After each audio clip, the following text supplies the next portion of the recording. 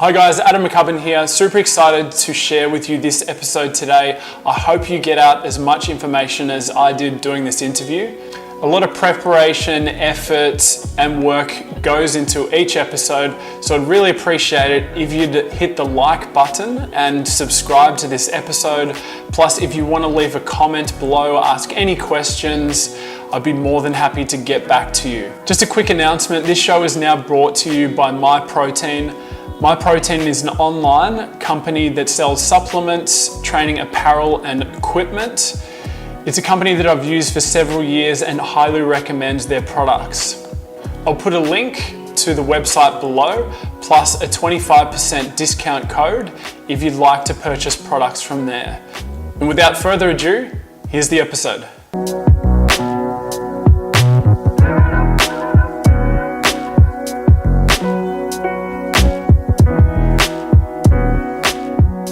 Today, we're welcoming Andre Benoit.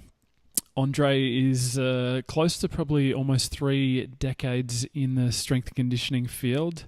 He's worked with several of the Canadian national teams, NHL and NFL players. He's a 2-time Olympian in 1988 and 1992 in the Luge. So welcome, Andre, to the podcast today. Well, thank you. Thank you. So I'd just like to start just so we could go back to where it all started as a luge athlete. I've heard you talk in previous interviews. It started, I think, in 1984. Can you just tell us the story of being an athlete and representing Canada and what it was like, and then obviously following on what led you into your strength coach career? Yeah, actually, doing luge actually changed a lot of different aspects of my life for sure. I didn't know the full ripple effect of me starting a sport luge, which is basically tobogganing for adults. But I started for fun, made the national team on my first summer, and then 4 years later, I was chosen to be in the Olympics. Well, I shouldn't say chosen. I made the qualification to be in the Olympics, and then I was in the Olympics. Changed quite a bit.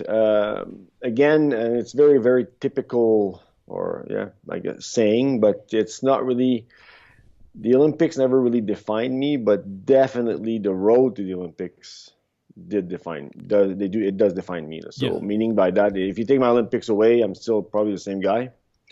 I just can't pull my Olympic card once in a while. That's all.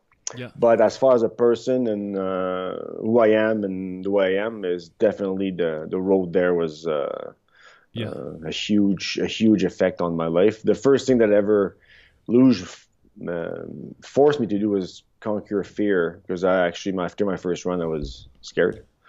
I wanted to quit. I said this is really. I'll try not to swear on your podcast, but I said, this is effing crazy, you know? Yeah. Oh, you're allowed to swear if you want. Am I allowed to swear? Okay, yeah. Good. So it was in French, though, because then my English was worse than today. So I was speaking to myself in French after the first run. And I said, what am I doing here? Like, seriously, I don't like this at all. But I was in Austria, in Eagles, just by Innsbruck. And I said, okay, I can't really tell them that I want to go home, even though I really wanted to. But anyway, so I forced myself to make a very long story short. After 2 months of working on myself and conquering my fear, I did conquer my fear. And really, it opened up a door for me saying, no, if I can't do this, because my goal was to conquer my fear and then quit. Because I said, I'm going to kill myself in this stupid sport. And then after I conquered my fear, obviously I said, well, okay, but if I can't do this, then I can do anything. So then the Olympics were no more something far-fetched, you know. It was something that was possible. Yeah. So it changed my self-confidence, and most of the realization that it changed me was the fact that I conquered my fear. Was mostly my friends when I came back home. My good friends were all saying, "What the heck happened to you?" Like I was more certain myself, more self. Aware, if you want, and when you say fear, what sort of fear was it? Just the fear that's just the speed of the sport, or is it just a self-realization, or Oh, fear. It was fear. Like, when they, in those days, in the old days, they had that shirt, fear. They had the big fear. The big shirt was fear. You're Yeah. too young, whatever. No, I Just remember fear. it. No fear. Yeah. And Yeah. I said, yeah, no fear. So, and I remember every time I would see that shirt after that, I said, you know what? I said, I had fear and I conquered it. And I would say to myself that every single time. And then everybody would have those stupid shirts. They're not stupid, but those shirts on. Yeah. But it was the fear I had was literally like I felt I was, because okay, if we step back, when I started losing was a Wednesday. And usually you start really slowly. You go, so you have to think also, I'm in Innsbruck, Austria. At that time, it was the second fastest track in the circuit. The fastest was Sarajevo. We started from halfway, Wednesday afternoon, halfway down the track. And after my first run, I was freaking out. Like I couldn't remember nothing. Because everything is so close. We only went maybe, I don't know, not fast, like 50 kilometers an hour maybe. But everything is so close and everything happens so quick. You go, what the hell happened? And like people were trying to repeat. We didn't have any radio then, so we had a little Walkman that we would record into. That's old days, buddy. And we would tell our feedback. And when I listened to me after the session, I was like, my God, I was lost. Like I had no clue where I was. So that, and then so usually you stay at the same place until you kind of get a feeling, and then same start position. But then our coach at the time, which was, again, I don't hold any grudge against her, but you only can teach or coach what you know. So the next session on Thursday morning, we're at ladies' lower ramp, and I'm still crashing everywhere and not controlling. I don't feel in control at all. And then the session after that, Thursday afternoon, I'm at ladies' start. And I'm making a very long story short here, but then this guy beside me in the start house, and he's like, oh, I love Luge. He's Italian. I find him annoying to no end, and he's like, I love Luge, this is good. And I'm just thinking, just shut up. Like, shut up. Seriously, like, shut up.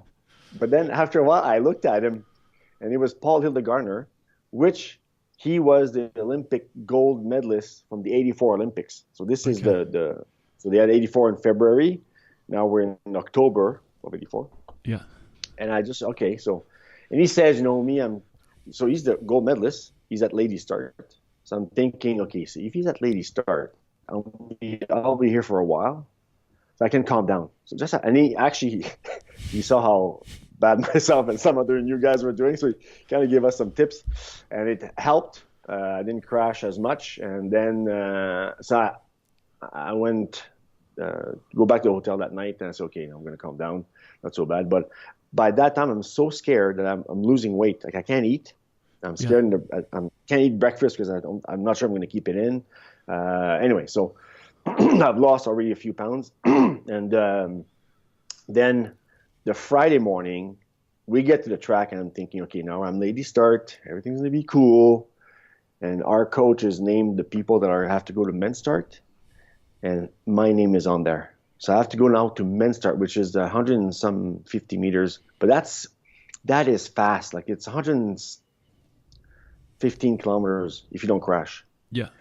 Now, I never went that speed because I did a FaceTime in curve 2. But the point is that here I am. I remember Paul Hildegardner. We all go up in the truck at the beginning of the session. And now I'm literally like my gut is wrenching. Like I feel everything with my gut. Like I'm gonna shit my pants. Sorry, people, but like I feel I'm gonna have diarrhea, and it's not good. Like I am fear. Like I've known fear. Yeah. And the worst thing is we get to lady start. Paul Hildegardner, the Italian team, comes off the team, and then Paul Hildegardner turns around to grab my sled, and I have my sled on the little hooks, and he goes what? And he's like, in German, it's like unglaublich, like it means unbelievable. And then we leave. So there's me in my mind. I had this Olympic gold medalist at lady start getting his feeling back. Yeah. I have no feeling whatsoever, and I'm going to men's start. So that's fear. And then that afternoon, one of our teammates the guy actually I was supposed to do doubles with had a huge crash, career-ending crash, like hospital, 90 days, and it was horrible, horrible crash. So that was a nice nest to create fear. But I blessed my stars or whatever, because I don't know. At the same time, when I went back home, my girlfriend was dumping me. So I said, instead of staying home and feeling miserable for me, I'll just go back, conquer my fear, and then I'm done. That was the fear. So it was a fear from my arm, like a fear of dying. And sometimes I look back, I'm like, why did I? And I know that the reason why I didn't quit is because I didn't want to quit and say, fear really conquered me. And then I felt it was going to be one of the biggest mistake, but it wasn't easy to do for sure, but I did it. And that's the fear. And then, conquering all this, again, I made a long story very short, but that's changed my life for sure. Yeah. And it's something that especially lately, I think about sometimes, saying, man, I know I don't have the physical shape that I had then and so on, but sometimes I still have to think about it just to get myself in gear and going. So.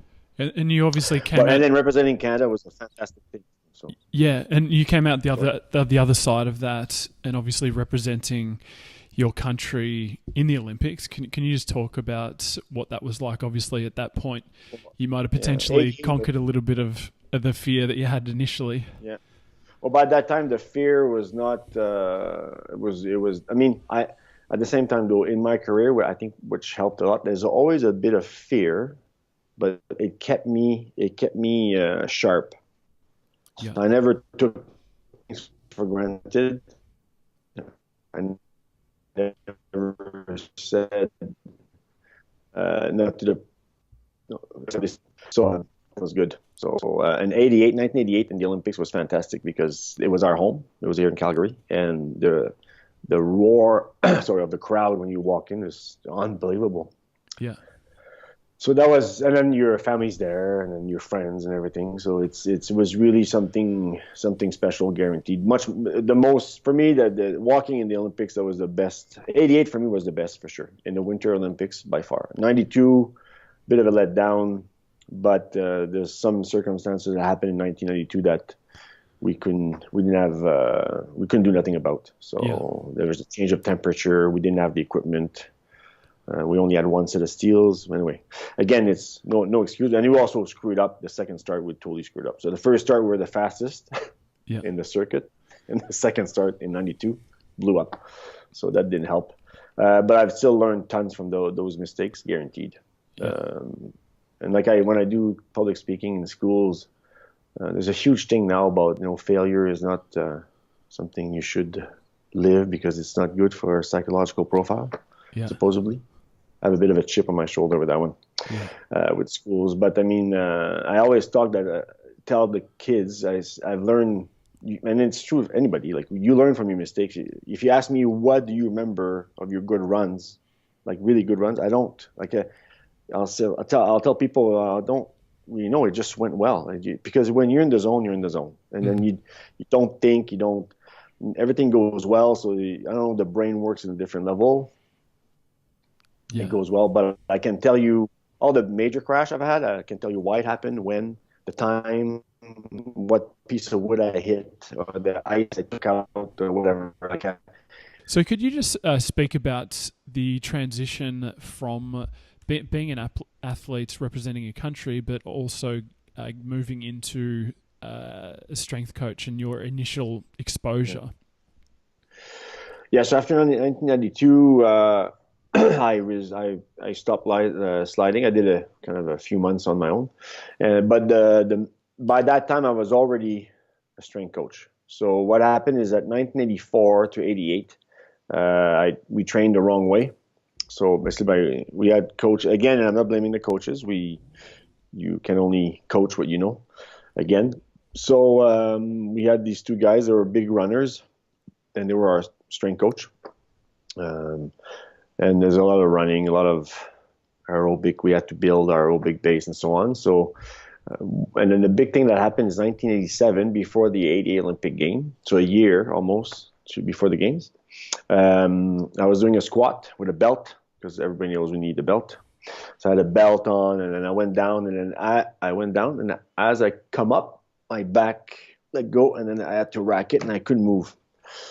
And then Ended up having some physio. Well, first of all, I had an X-ray. They sent me to get an X-ray, and the doctor at the time, the team doctor, called me, and then he called me, and then the coach in the room, and then all of a sudden they said, "You lied to us." I go, "What do you mean? You hurt my back?" He goes, "Yeah, but you broke your back. You never told us." And I said, "I never broke my back." And long story short, then I remember now when I was 12 years old, I fell down the stairs and I was doing a stupid stunt. And I fell down the stairs in my house, my parents' house, and I basically broke the two transverse process. But we didn't go. The first time I fell down, we went to the hospital. Everything was fine. 2 weeks later, I fell down again doing the same stunt. And then my mom was angry, and we stayed home. And we should have gone because that's when I broke it, I think, because that one hurt. Anyway, so again, they say, well, they told me you should stop luging because you might get paralyzed. And then Dr. Struthers says, well, I want to fuse your vertebrae. I'm 23. I want to fuse your L4, L5 so that there's no danger. And I'm thinking, I'm 23. There's no way I want to fuse my back. I got during the summer because my uncle had that operation and he was fine for 3 months and then he got worse. So I'm thinking, but anyway, so I didn't get the operation because what happened is that summer after 88, they fired whoever we had. Then they hired this guy, 5'6", almost wider than he is. Angry guy, yeah. And then because the bobsleigh team hired him, and the director of bobsleigh was also the director of luge, and he says you should hire him. So they hired him.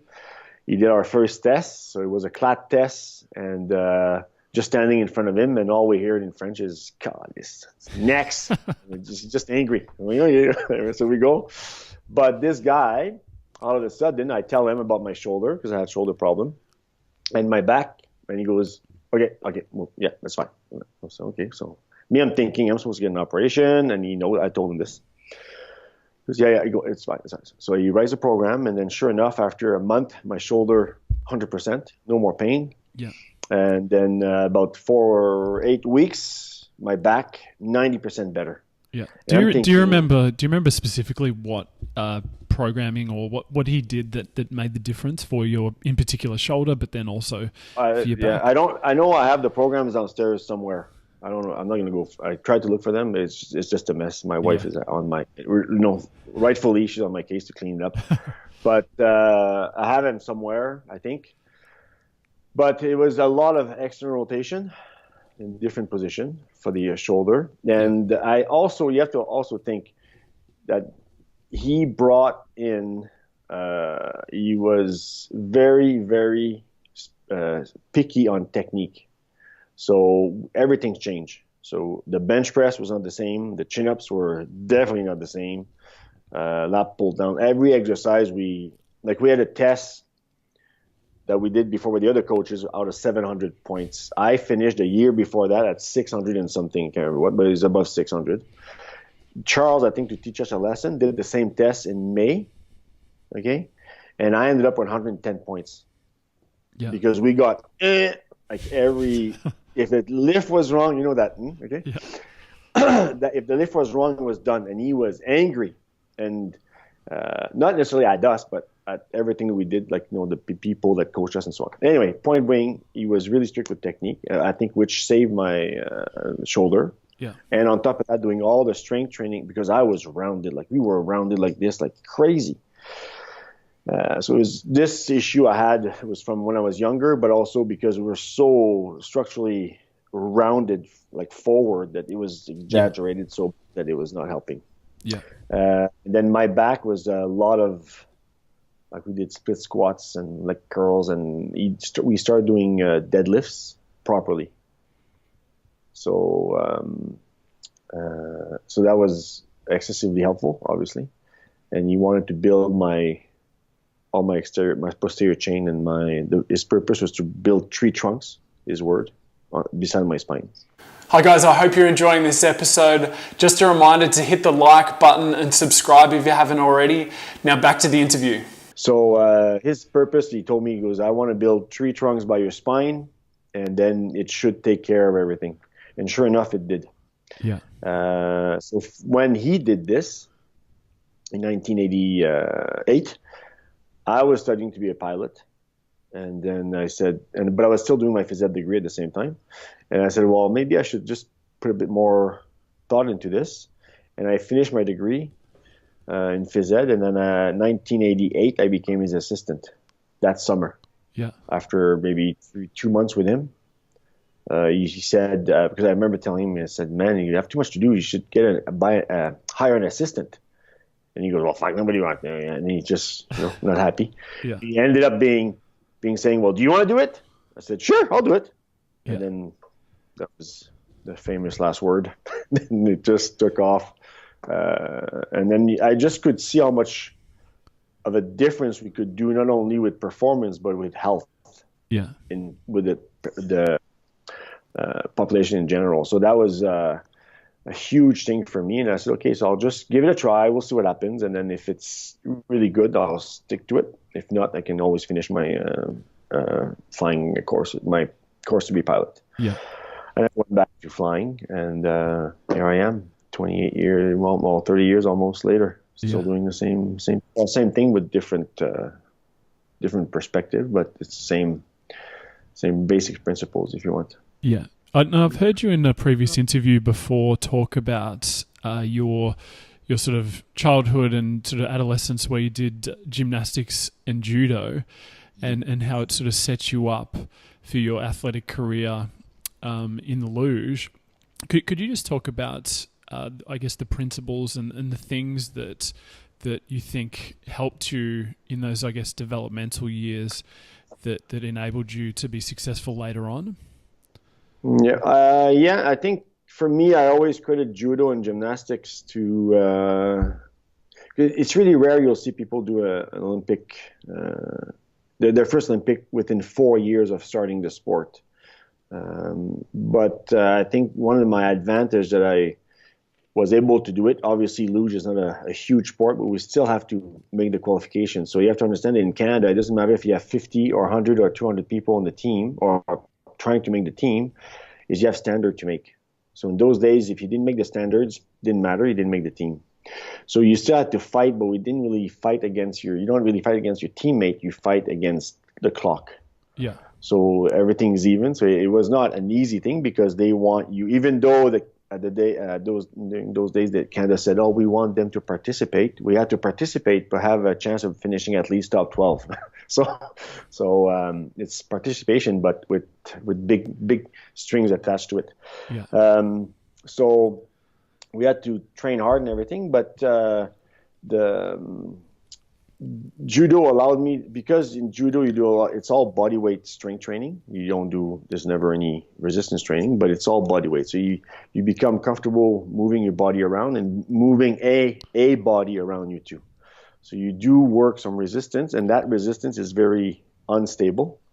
So I think it creates a really good base of truly functional strength in the true sense of the word.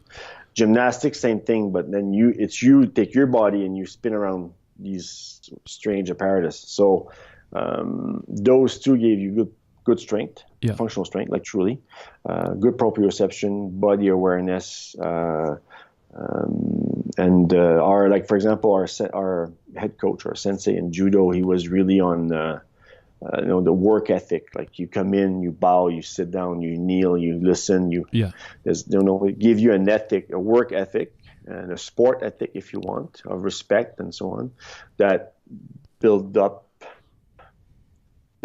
still is ingrained in my brain to this day. Yeah. And I think that was also an advantage that Charles, like I know some people say Charles, he's got a short fuse, and he does. They say he's always angry.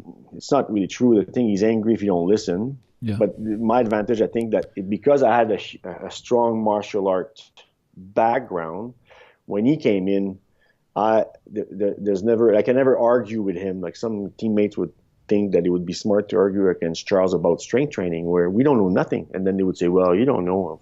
If you tell him that you don't know, now he's not too bad, but then who? Yeah. But for me, I said, no, he's the coach, and then also he fixed my back in 2 months. So how can I argue with the guy? I said, success is success. How can you argue against success? So when I trained, and he knew I trained hard, and we ended up like on the Luge team, for example, we had 4 guys that were always stuck together, and we had the same mentality. And I think that some of them, and there's another guy who also did martial art, did karate, like Charles did when he was younger. So those quality you learn in those type of sport. Yeah. And philosophy, they keep up with you, and that's what helped me, because I was sliding. Once I got over my fear, I was able to slide and then feel my body, because I was doing doubles. So Bob Gasper, my doubles partner, had his helmet in front of me, so I can't see where we're going, but I can sure feel, and I can see from the peripheral side. But I cannot start looking like this, because if I do this, we are going everywhere. Like you turn the sled, and so you would have to have good proprioception, feel how you go in the curve, and then drive according to your feeling. Yeah. So that was a huge advantage. That was my biggest advantage, I think. And I transitioned that in every sport. It's not just for luge. Luge, obviously, it's there because of the Olympics and this. But if I played football for fun, or baseball, or soccer for fun, or whatever, my agility was always there. And sometimes my wife, when she likes me, she'll say, "I think you're gifted genetically." Maybe, could be. I don't know. Like I've never got my gene tested, but again, I still believe that development, whether I'm gifted or not, was crucial to my success in sport. Yeah, and what do you think if you were like telling a parent or someone who is looking to create an athlete or give their child the best chance of being successful in a broad range of sports, but also to have that athletic potential, what would your advice be? Would it be specifically to go into, I guess, gymnastics or athletics, and like depending on strength training and that sort of stuff as well? There. Did you get that or no? Hello? Okay, you froze there a bit, but basically, you were freezing. Can you hear me? Yeah, I can hear you loud and clear. Okay. Okay, so I think you asked me about what would I suggest to parents or people who wants to have a good career in sports? Yes, yeah, at that sort of junior level and junior age. Yeah. Well, for sure, I'm totally biased toward martial art. I don't care which one you do. I think every kid should do martial art. Now, they don't have to be proficient at it. They don't have to be excelling in it. Like I didn't excel in judo. I was good, but I'm not great at that age anyway. So, but they have to do it. And again, it's just for muscular development, but mostly it's important to put them around the age of 5 or 6, I think, until they're 12 or 13. The reason why is because your nervous system develops until you're 12 or 13. That's the research I've read. Yeah. Maybe it goes to 15, maybe it goes to 10. I don't know, around there. So that's your window that you have to develop your nervous system to its optimal capacity, or genetic capacity if you want. And after that's done. Now, it's not because you were not too active when you were young that you will never be a good athlete. I'm just saying that you want to stack up the odds on your side. So as many sports as you can, you should do them. Okay, and you should not.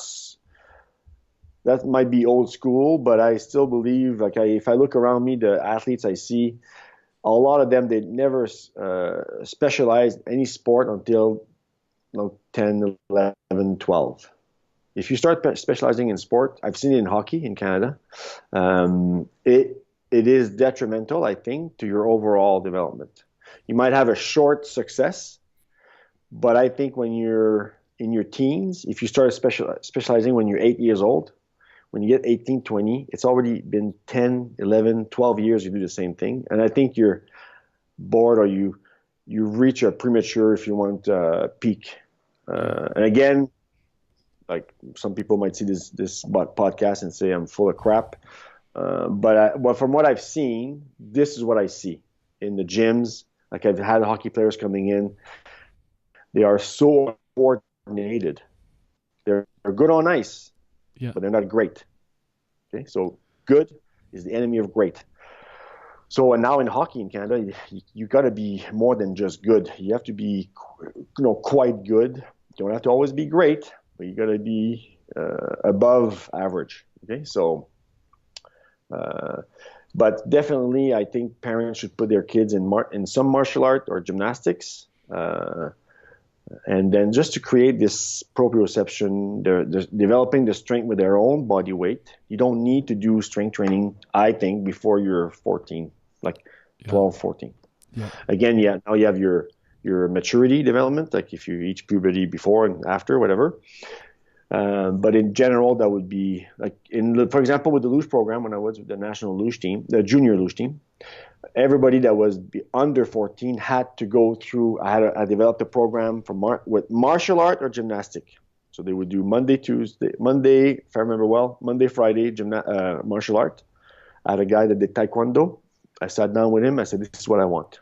So they come to your class, but these kids that are in the Luge program, just make sure they work their strength and stuff like, and body awareness and so on, which is basically a martial art program anyway. And on the Wednesday was gymnastics, and we had a gymnastics session just for us, and I said to the coach, "This is what I want you to develop: strength with the bars and all the different apparatus we were working with. That's your job. Just make them strong on those things. Develop their strength with their body weight. Do their tricks, do whatever you want. As long as you do that, that's fine." So, and I truly believe that it was very helpful, because when they came to the gym to me, they were well-rounded. Yeah. So I didn't have to start to zero. And I think parents should do that. Like if you can make them, and again, it doesn't matter what martial art. Greco Olympic wrestling is fantastic also. I had some wicked wrestlers coming in. Judo, Jiu-Jitsu, BJJ, whatever. Like it's just good. Yeah. And do as many sports as they can. Realistically, they cannot be doing 10 sport in 1 year. But for example, with Nash, we have him and Yana. She's in swimming, gymnastics. Now we're trying to get her into, she wants to do horseback riding.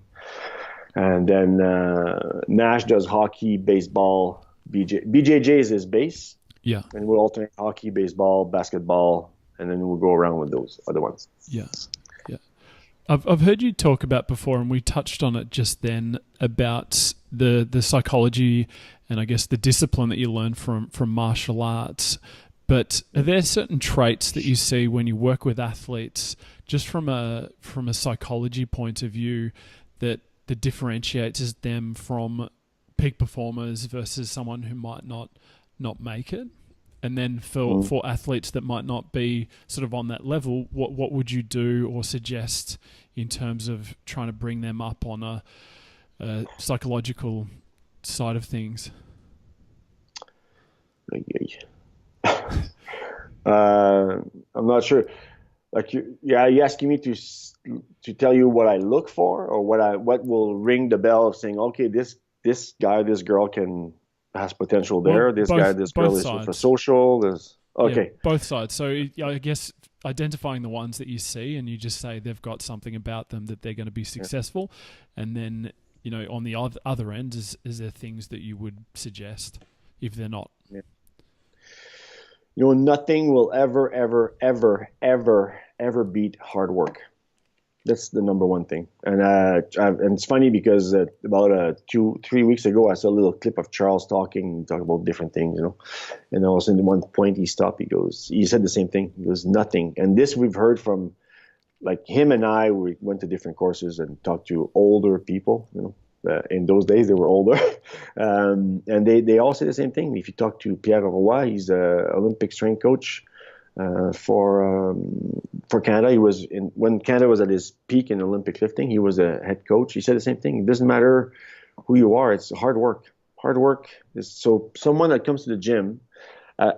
3 years ago, I was in Innsbruck. Actually, in Innsbruck. They invited me to the Olympic training center there. Invited me in Innsbruck to coach, to teach. So I went there, and there's a guy in the classroom. His last name was Zigon, but his first name was Herbert. I think Herbert Zigon. Anyway, he was the head strength coach for the field team in Germany for 10 years. Yeah. Not strength coach, head coach. And he said the same thing. He goes, nothing beats hard work. It doesn't matter who you are. And it doesn't matter if it doesn't matter where you're from, what you do, it's hard work. So when I coach people, whether they're general population or athletes, future athletes, like young kids, then I'll be able to say, okay, you know what? There's a chance here. There's a bit less there. And then now I'm not going to give more chance to the person who's working harder. Everybody will be on the same level. However, the person who wants to work harder it's an intrinsic motivation. It means it's a motivation that comes from within themselves, and that you can't beat. Because all I have to do is I literally bring the horse to the water, and that horse will drink all the water. Yeah. Makes sense. And even at the end, I don't even have to bring to the water. I'll say, just go over there, you'll find some. And the horse will go. So that's the type of athletes you want. Yeah. And if I look back, the four of us on the Luge team, that's what Charles at the end would give us the program. We would take off on our own and in the gym, and he would coach us from a distance. Just scream our name. Yeah. Harrington! And then we're like, oh, okay. So that's it. Where he would have to spend more time with the other guys that, you need more work. Now, I'm not saying that they're not deserving. I'm just saying it's more work. And these guys, like I had a girl, her name is Regan Lauscher. That girl is probably the highlight of my career in the sense that a lot of people gave up on her in Luge. Her brother, talented to no end. Like talented, a driver, unbelievable. But he was coming too easy for him, didn't want to work hard. Regan, not talented. Like she was not gifted as much as her brother as a driver. Okay, let's get that right. But she was a hard worker, a super hard worker.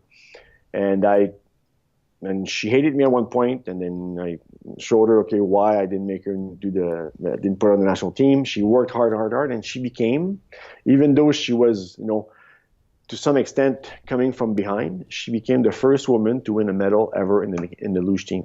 Luge history. Yeah. So and now it's not only me. Okay, there's other people involved in all this, but I'm just saying is that girl had the spark. She had that. Now she's not the only one. Okay, but I'm taking her as an example because she's the one that brights the most in my career. Okay, I have other good athletes. Everybody else, don't get too angry. But she is really the flag for me. She's the example of that. Yeah. That you work hard, it will pay off. Yeah. Okay, and it paid off even before she won her medal. I think it paid off because she did really good results. Yeah, and you don't think you could, or that can be taught? That sort of needs to be more innate. The motivation has to be innate. There's no doubt about that. Now, having said that, some people I think might have it, but they don't have an environment that will feed that. It might never express itself because they didn't have a chance or they were whatever. Some people, regardless of their environment, it will come out. There's no stopping them. Some people, they might need to ignite it and then it goes. Okay. Now, how you do that?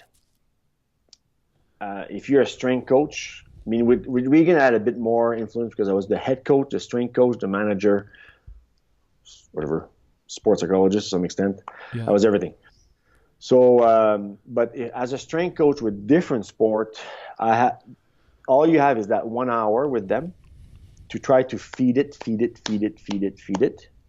then it's the head coach. So if they're in track and field or speed skating or whatever, the head coach they have way more power than I will. But a lot of time, if you listen to people like athletes, they talk and they'll say, "Oh, this one teacher, this one guy I had, this one." That's all you need. And I realized that sorry, if you can be that one person, even if you just do it once in your life. Like me, I'm happy with Regan. I know I did it with her, but I also know that I did it with Lindsay, and I also know that I did it to some extent with Spencer, and some extent with other girls and other guys, to different level. Okay. Yeah, and I guess you guys have to align to get that connection. Yeah. Yes, but once again, what helps me is that I've been there. Yeah. I've been in the shoes of someone who was a bit insecure. It was really me that igniting moment. I told her, do this work, and she was smart enough to say, okay, you know what, we'll do it. I will push you the way you want to be pushed. Yeah. And because she said that, it allowed me to conquer my fear, and I became an Olympian. Okay. Yeah. So again, that's from. Yeah, and I guess you can person. connect because you have been there as an athlete, and you can empathize with them.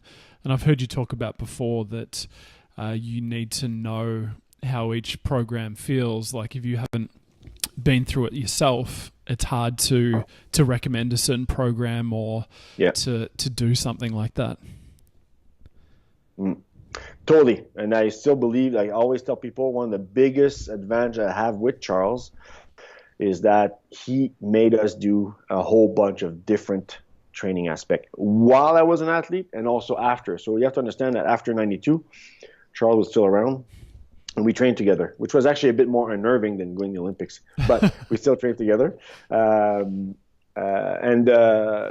he made me go through a whole bunch of different training systems. So when I write my programs now, I know, oh yeah, this guy can do this, or this woman, oh yeah, she'll be good. Oh, okay, he's gonna die, he's gonna whine, so this is not good. So I change things.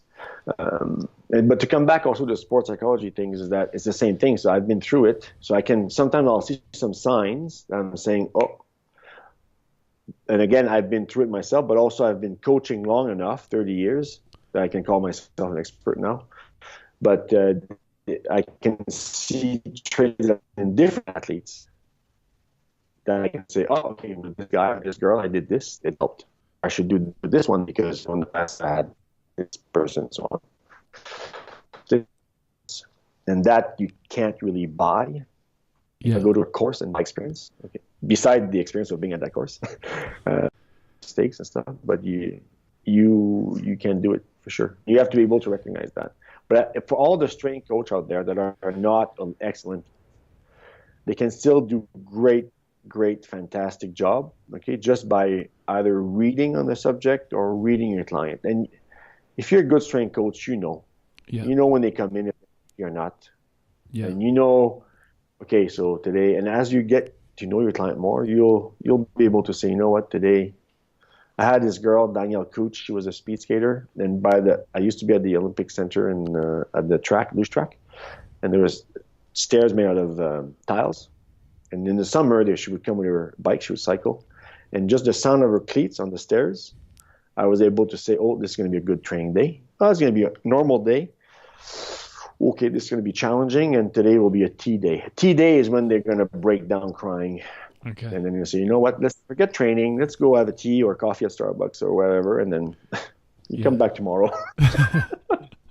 I didn't have too much of those with her, but I've had once or twice where she was just like, because they train hard and you get taxed out and so on. So, Are there any books and specific resources, not necessarily on training, but you would recommend for an athlete or a general population client? I'm just sort of interested to know if you'd recommend anything. And it can be on the psychology side of things as well. Yeah.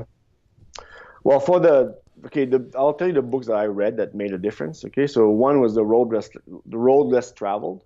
So it was a book that basically learn about yourself. Yeah. Okay, and then it made me see how I was and where I reacted to different things. And all the sports psychology books are probably about the same. Okay, there's one author. His name is Terry Orlick. He's Canadian. Just Google him because he's got a whole bunch of different. The first book I read of him was called Psych. Yeah, and it's a good book, but he's read many different ones now. Wrote. So just go Terry Orlick.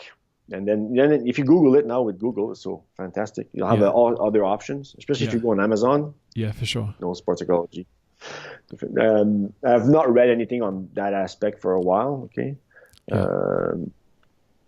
The latest one I've read on this was called Family Ties That Bind. I can't remember the author. But that's really personal because I have kids now, so I got to think about all that stuff. But it's still a good book. It makes you understand yourself and how you function, how you react to different things, and so on. So those are books. I read, like I said, Life 101. Yeah. and Scott Peck, I believe, wrote that book. Yeah. And then and all the books from Scott Peck are pretty good. And then the other one I wrote that it's called Warrior Athlete. It's an old book, but for me, and again, there's other books now that are probably better, but for me, those are the books that I read. Yeah. As a young athlete. Yeah. So just on the topic of old books, I've heard you in a previous interview talk about that a lot of the books that have come out in the last, say, 15, 20 years are just sort of, I guess, rehashing a lot of what has come out from, in the 50s and times before. And then there was a story that you told in one of your other interviews, if you could tell it, just about you saw a poster that was printed in 1918. Yes. Yeah, so it was I was in Toronto. I had a break, so I'm walking, and there's an antique store, and I like to go there because I look for old books and stuff from strength and training. But anyway, so this one time I look at it, and it's a hand drawing poster. It was on like a thick cardboard then, whatever. And it's in a frame then. So I pulled it out. It's in a frame. And I'm like, man, it's like TRX, and like looking at different exercise and everything. And I look at the bottom, it's just a hand drawing, and it's 1918. Yeah.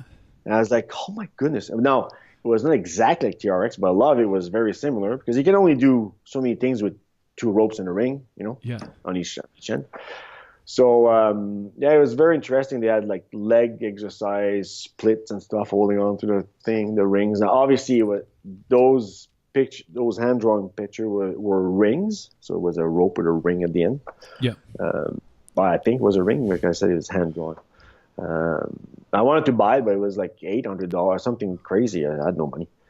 So, so it's pretty interesting how we just reinvent things. Like, like for example, now I live in Airdrie in small. There's like 55,000 people.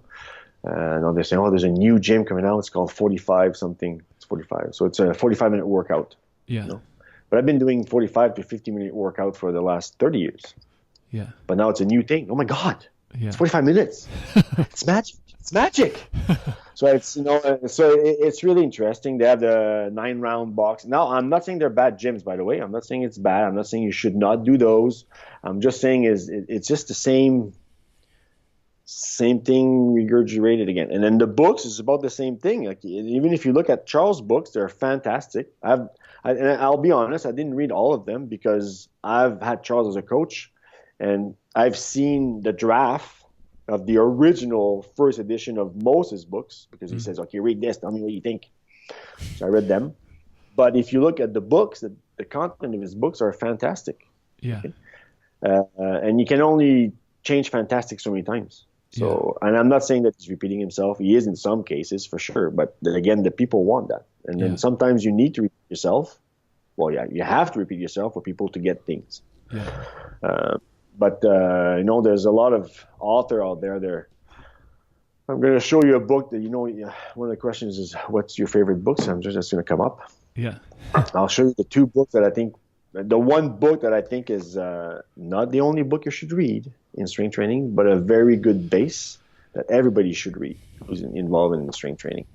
But those are and then you look at this book and you look at different books by different authors. I don't want to name any names, but and you're saying, well, it's the same thing with a bit of a twist to it. So, and again, they're not bad ideas. I'm just saying it's regurgitation. But then I can say this because I've been in this for 30 years. I've seen what was written. So 30 years ago was 80. Well, I started in 1988. So my school books were written in the 60s and 70s, and they were good. Yeah. And then now same. So yeah, well, I guess you can't really change principles and the basics. It's at the end of the day, we're all humans, and it's you're going to adapt to stress. It's just it's how you spin the stress. So just changing gears, you own the business Canadian Centre for Strength and Conditioning. Can you speak about this business? Who are your typical clients, and I guess just the process of when you get a new client as well? Like, what does your screening look like? And So my wife and I started this center 5-6 years ago, and it's our baby, our fourth baby. Well, she was the first. Then we had the other 3 kids after. It's based on, again, education. Basically, we don't. It's especially now and we're going to expand hopefully in the next year, but getting bigger.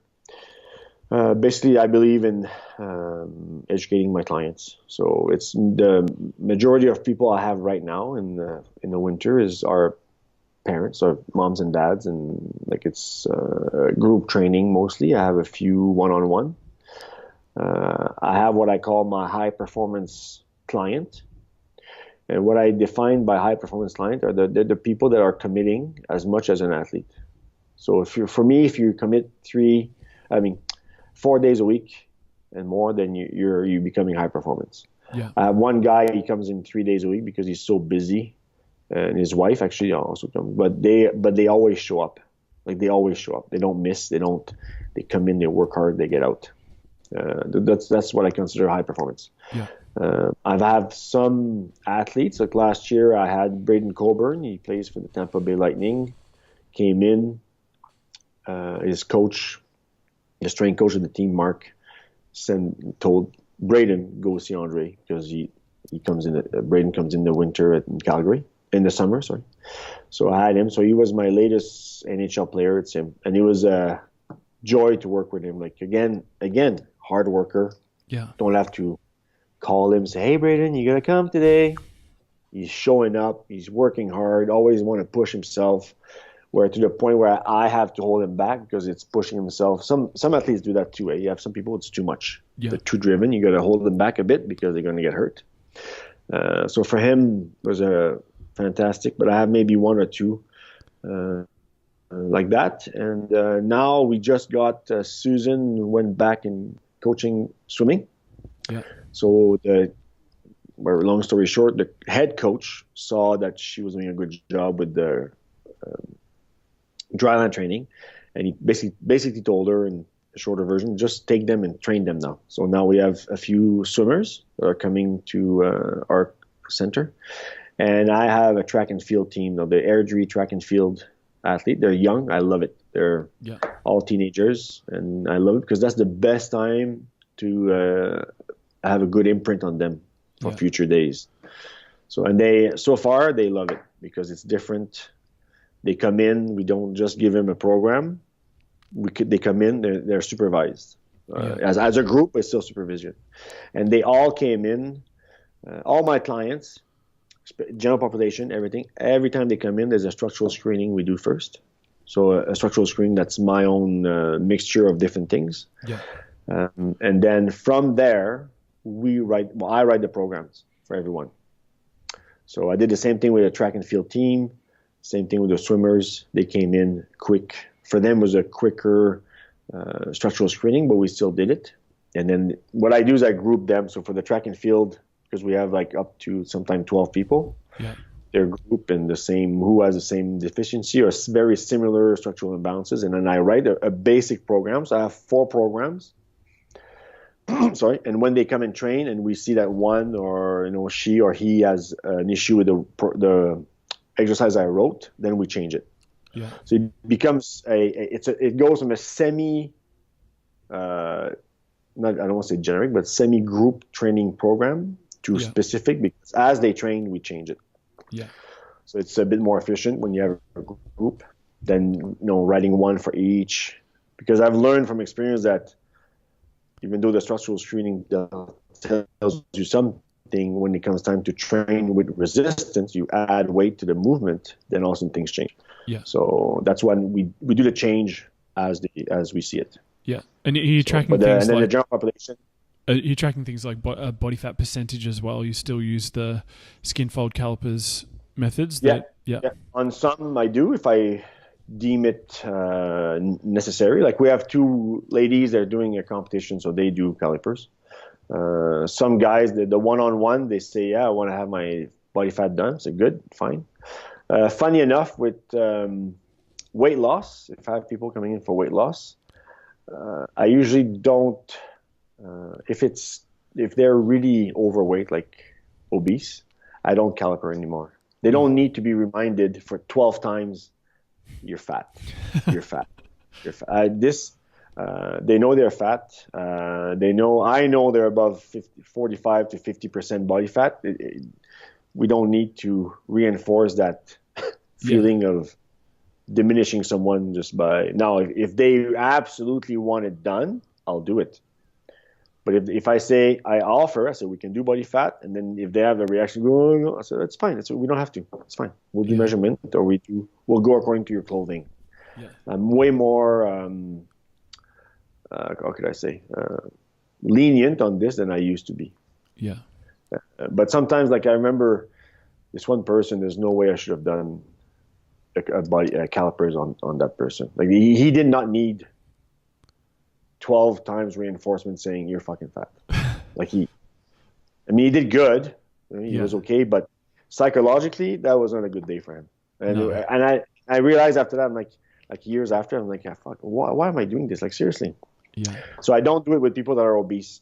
People that are in between, then I say, okay, you know what? Let's do it, because you don't have too much to say that, it's obviously you're excessively fat, and you just have enough that we should measure it, because the visual change or the physical change that you see with your clothing might not be enough feedback to see the change. So then I'll measure it. Yeah.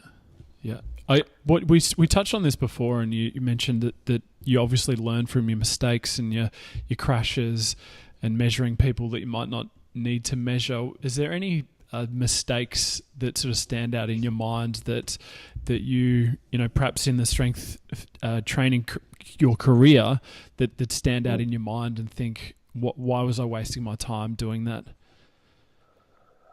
Well, as a coach, the one thing I've learned is the general population, no matter what they say, they need a period of how could I say, of easing into killing them. So you need time because I've had this one lady once. She came in, she wanted to lose weight. I said, okay, German body comp. So first exercise, I said, I know that I'm training only athletes. She was my first athlete. Clients ever were athletes. For 2 years, that's all I had, because it was fed by Charles. Whatever he couldn't take, he would give it to me. So it was athletes. So I could train him hard, and so I was as mean or as nice as Charles was with us when I was an athlete myself. So, but then I got my first general population client, and I destroyed her, and I toned everything down. Like she was doing split squats with a stick, to make it easy, 3 sets, 10 to 12. And so on. And the next day she called me in tears. She could not go to work. She missed 3 days of work. She was so sore, couldn't walk. She had to walk on her knees and hands to go to the bathroom. And anyway, it was horrible. Like she was crying, and I was like, oh my. And I'm thinking, what the heck? Like it was so easy. But for her, for example, she was 5'6" maybe, and close to 200 and some pounds. Then I started thinking, I'm like, so her base weight for split squats, and she never trained in her life, was 215 pounds, let's say, for 10 reps, 3 sets. She never trained. So who here can do a 225 pound split squat? No problem. Like, so I started thinking, okay, so I got to take in consideration the body weight and everything. And so I should have started with partial split squat and then go deeper and deeper, because what killed her is not the first half, if you want. It's the bottom half of the split squat, because she was going full. Yeah. Hey, full range of motion. It's important. So the second half, if you want, or the last 3/4 of a range killed her totally. Everything. So not simple. With the general population, okay, the athletic population is different, but the general population, I teach him to move, and I've been doing this now for like 7-10 years. So I teach him the movement, so they learn how to move, and then I'll load the movement. Yeah. And I go to failure, but their failure will be like they if they have proper technique, they'll fail like strength wise quick, boom, done. Or it's this, so I don't push them. So if they, let's say they fail, we're on the third set, there's 4 sets, and they fail like miserably after 6 reps, and they're supposed to do 10. Most of the guys will not do a fourth set. Yeah. So you're done today. You're still learning the movement, and now we're starting to load up. Let's move on. Yeah. Yeah. And again, it's because they don't have a competition in the month. They don't have to go, nothing. So that's how I do it now. Yeah. And just talking about fat loss with general population, you obviously spoke about how you've changed your stance on range of motion. I guess you've been doing it for a long time now. What do you find your big bang for buck? What are the things that you'd specifically focus on from program design, and then I guess lifestyle and nutrition as an intervention as well? Oh, habits. Okay, so another lesson I learned is when I had no kids, I was pretty much of an asshole, in the sense that I with people with kids, I used to say, no, make your schedule and stick to the schedule. And now I realize that when you have kids, your kids make your schedule. You don't make schedule anymore. Because whatever you plan ain't going to happen the way you think it's going to happen. So now on that sense, I try to a bit more open on that one. I say, okay, do what you can. So one of the philosophy I have is I don't say anymore, okay, you should. What I like to have is 3 days a week minimum. Yeah. Okay, so that's one thing that I want to keep. That's an goal, but and again, it's general population. What was the rest of the question again? Sorry, I took off on a tangent here. But. In terms of like what your big bang for buck return on investment, I guess from exercise, lifestyle, and nutrition. Yeah. Okay, so the philosophy I've had for a long time is that the client should be leaving happier than when they came in. So now this doesn't mean that they have to be super happy when they leave, but if they were excessively grumpy, they're less grumpy when they leave. So that's one thing. So you want to make them leave in a better state, mind or physical state, than when they came in. Biggest bang for my buck I would say, doing a structural screening is very important, because it gives you an idea what you have to work with. Yeah. And therefore your periodization or your program design should be so much easier, because now you know where you're at and you know where you're going to go. Yeah. So that's a part of the structural screening. So the other thing is also educate, because people, it's a big bang for your buck, in a sense that they stick with you when they see that you really want their betterment. They'll say, you know what? Okay, they might. I have a lot of people, they leave, but 90% of them comes back, and it's okay if they leave. It's fine, because they'll see out there so that's your return in investment, if you want. So you invest time and your money with them to some extent, and then they leave, and then they realize how much they had, and then they come back once their membership or whatever. I've had people coming back, canceling their membership, coming back. They went to Orange Theory, and the 2 women that went there, after the first class, they said, "Oh, it's funny, it's easy." And after the third class, they said, "Well, we're wasting our time. We're not doing anything," because we push them to their limit a bit more, and so on. Yeah. And again, not that Orange Theory is bad. I'm just saying it's not for everybody. Same thing as I'm not for everybody. Yeah. So if you, with your client, you should always be honest, obviously. Give them a good product. So don't try to lie your way around. They won't work at the end of the day. So your product, you have to be honest without being rude. But for some people, being rude works really well. Yeah. Be honest, give a good product. So do your structural screening. And when you're there with your client, be there with your client. Yeah. Group training, I think group training is going to be the way to go, because it's a bit cheaper for people. Anyway, in North America, I think it's the way to go now. One-on-one is fantastic, but group training, I think, is something that people should, like people who do strength training should be thinking about a bit more, for sure. I know at the moment, just seeing on social media, you're studying osteopathy. I'd just like to dig deep. What inspired you to go back, and what are you planning to do with the education? What's the overall plan? Well, I always liked working. Like I have this a bit of soft tissue background, if you want. I got cryogenics, I've got GERT, I've got a few things that I like to do, and I realize that you can do a lot of good with some soft tissue work. And now after 30 years of doing this, I was talking. Susan was the biggest, how should I say, cheerleader on that one. Yeah. She really wanted me to go back to school because I always showed interest on working on people and making them better. And she goes, you should go. And there's an opportunity that happened that I can go to Vancouver 1 week a month. And the reason why is because then for me, it's a change. I've been doing this for 30 years. It's a bit, I'm not going to say it's boring, but it's just, I need something new just to keep me interested. Yeah. And ultimately, like I said, we want to go bigger. So eventually what I want is I want to buy or in a 6,000 to 8,000 square foot facility.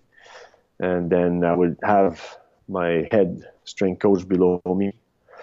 And so he or she would be in charge of all the other strength coaches in there or personal trainers. And then I would be doing my osteopathy to the client.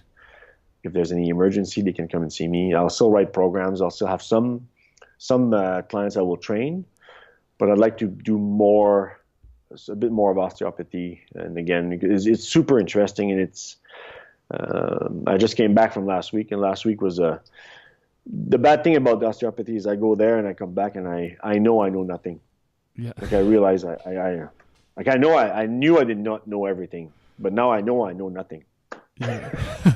Well, it's a different field altogether, I guess. And you're starting from. Yeah, it's a different approach, and then you understand. Oh, okay, maybe that's why when certain people do certain movement, it's all crooked, but not because of it's not.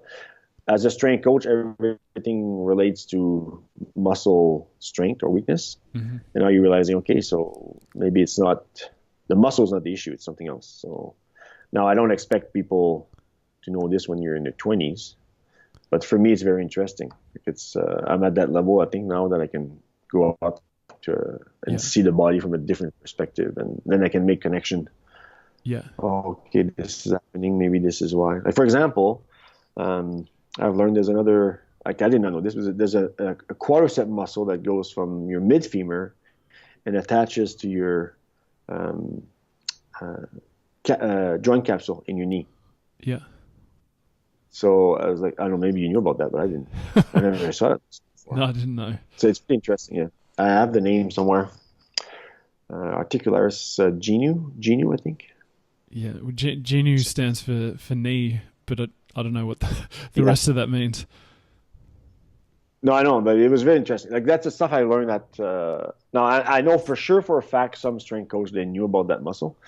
Me, I had no clue. And then the purpose of that muscle is to keep the joint capsule away from the kneecap, so it doesn't get caught when you. Yeah. Okay. But it's also stabilize the kneecap, so there's a huge factor between that muscle and patellofemoral syndrome and so on. So it's very interesting. Yeah. That's why, and again, it's learning the body from a different angle, and it's very interesting because it's again, I'm learning new stuff. So. Yeah. Now, I'd just like to dig deep, I guess, on your daily habits. You've obviously been successful in your career, and you've had some fantastic mentors that have taught you things. But I guess what do you do on a daily basis that I guess in terms of educating yourself, you're doing that now? But are there any sort of tools and tricks that you'd have for other strength coaches and people who are aspiring to get in this industry as well? What I used to do, and I'm not doing anymore because of osteopathy. The books I read now, it's all about osteopathy, to be honest. Okay, I have no time. Okay, with 3 kids, there's not much time left in my day. But what I do once in a while, I'll pick a book. Okay, so people, by the way, for example, this book. Okay, this is one of the better books. If you're going to be a strength coach, you should have this. Okay, I think you should read this. Yeah. this book. So it's called Fitness and Strength Training for All Sports. So Theory, Method, and Psychology. So it's from J. Hartman and H. Tuneman. Okay. So they're Swedish, I believe. Yeah. Anyway, but the point is, they wrote a whole bunch of books. But these guys are good. Like now, I don't agree with everything they say in this, but it's a good base. And then the other book you should read is this one. And any test and measurement books. Yeah. Okay. This is old. It's fourth edition. So my first exposure to this one was the first edition in 19 whatever. It was 80, but the book was written. Sorry, what was the title of that just last one? Oh, sorry. It's called Muscles Testing and Function. And the authors are Florence Peterson Kendall, Elizabeth Kendall McCreary, and Patricia Geese Province. Yeah. It doesn't have to be that book, but it's a book to teach you how to test and the function of muscles. Yeah. You don't have to have that one, but you should have one or two or three. So what I do once in a while, I'll be downstairs if I have like literally 2 minutes, and I'll open this book or any other books I have in there, and I'll pick a page and I'll go, oh okay, and I'll read. So and then sometimes it'll, like for example, this one is continuous load demand. So what does that mean? So and I read it. Sometimes I learn something. Sometimes I'm like, oh shit, I forgot about that. So periodization of training. So then you just look quickly, and then you read a section. So now if you don't have kids and a company, then you might, and going to school, then you might have time to read the whole chapter, which is fine. But I found that in the past, I would try to read the book from cover to finish, which is a mistake. Yeah. Especially if you ever buy a book from Dietmar Schmidblacker, you can't do that. Like, it's impossible. Read maybe 2 pages and then you go with a headache in bed. But if you want to know anything about strength training, Dietmar Schmidblacker is another guy. I never finish any of his books ever. Yeah. I read sections and then I'm 2-3 months or maybe a year, 2 years without reading it. Yeah. But I think that's the way to go. You just read sections. So obviously, like I said, if you're not super busy, you can read more than one section. But don't read the whole book.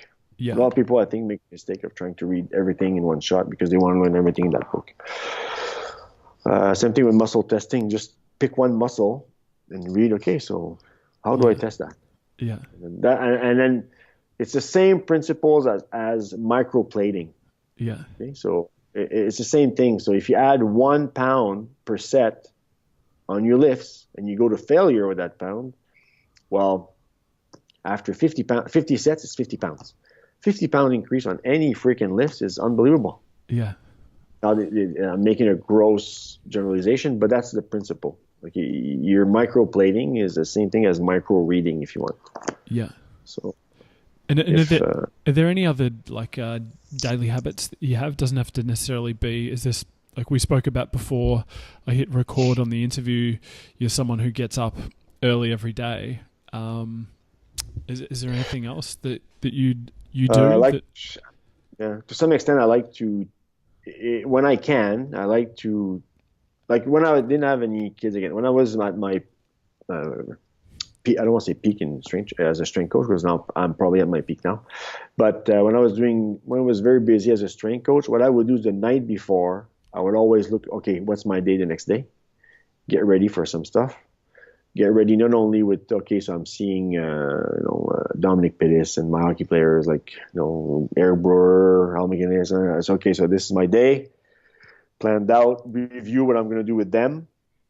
Okay, and then get everything ready before I go to bed. So all my clothing is ready, all my stuff is ready.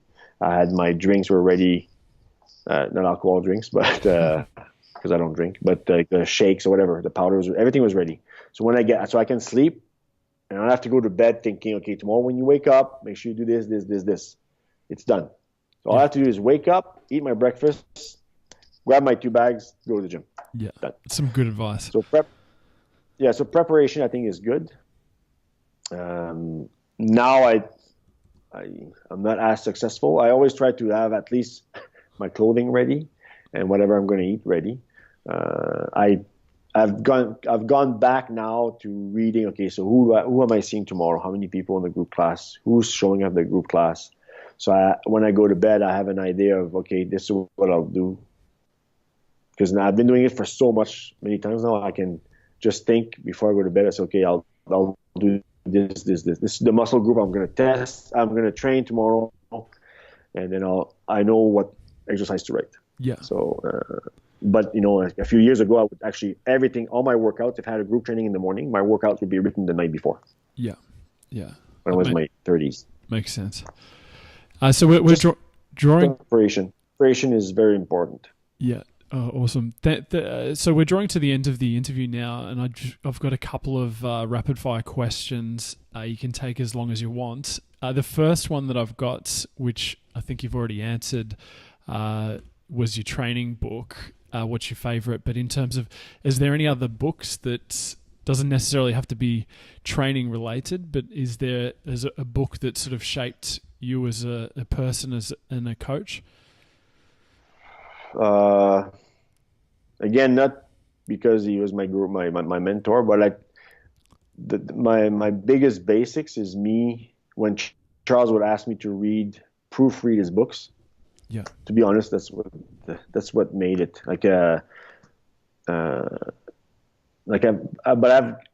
other than his books, okay, I've taken very important stuff from Tour de Bumpa.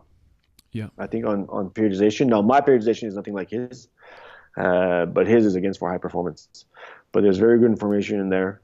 Old ones, I like the old ones better than the new ones, but I'm old. Yeah. The SCA book, the Essentials of Training, and the big book from an SCA, Essentials of Training and Conditioning. Yeah. That's a very good book. Again, I don't agree with everything in it, but there's some really good information in it. Yeah. I even have a book from Bill Pearl. So Bill Pearl had a book he wrote with hand-drawing exercises. Now I look at it today, I'm like, holy cow, this is very simple. But when I bought it, it gave me a bank of exercises. The NSCA one and, even the Arnold Encyclopedia of Training there that he has, his big book. Yeah. I think everyone reads that when they sort of first get into weightlifting, or that everyone seems to read that one. A favorite movie? Oh, okay. There's one movie that I love to watch. It's Shawshank Redemption. Yeah, it's just because I think it's a good movie on for hope. The other one that I love, like the Lord of the Rings trilogy, is the best. I think I love those movies. I don't watch them every week, but I love just when they came out. I thought they were the best. Yeah. Yeah, well, there's some good movies. Do you have any quotes that you'd say on a daily basis, or phrases or things that you'd say, or pertaining to quotes as well? Well, the one that I always use with my athletes in the past was, if you believe it, you're absolutely right, whether it's good or bad. Yeah. So it goes back to with for example, with bench press was I hate doing bench press, so I would say that all the time. I hate it. So my bench press was pathetic. Yeah, I could do 200 pounds. I could do 195 for 6 or 8 reps. 200 pounds, zero, like not one rep. It's just psychological. And then I went to this course in 80 before the Olympics in '88, and they basically taught you how much of your subconscious, how you talk to yourself, how it guides your life. And I should start applying that again lately. Yeah. But and then so I start saying different things to my approach to bench press. I'd say every time I lift 250 pounds, I feel strong, powerful, and better about myself. Yeah. And then sure enough, within 2 weeks, my bench I couldn't do 200 pounds. I went to 230, and I went all the way to 270. Now it's not because I got strong in 2 months. It's just because I changed my approach. Yeah. And then one of the saying was that if you believe it, if you believe it, you are absolutely right. Yeah. And they came from that. Yeah. So, yeah. And if you could be known for one thing, what would it be?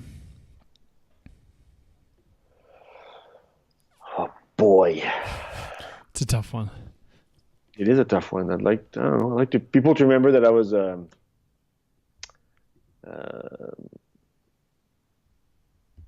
I don't want to be cheesy, but someone who tried to educate people and up straight. Yeah. A trustworthy French-Canadian lumberjack. There you go. That's a great answer. I don't think I've had that answer before, No. but that's highly original. Trustworthy French-Canadian lumberjack. There you go. So, final rapid fire question is: if you could jump in a time machine and give yourself advice, perhaps back in 1984 or 1988, or when you first started working as a strength coach, what would your advice be to yourself? I think when I first started, if I could go back when I first started, or whatever, a few years after I started being a strength coach, I would tell myself, stop waiting until you know enough. Because you'll never know enough. So just do it. Just start your company. Do it now. Yeah. That's what I would tell myself. For many years, I said, I don't know enough. I need to learn more. Of course, you always need to learn more. But at one point, in 1992, I was ready to go.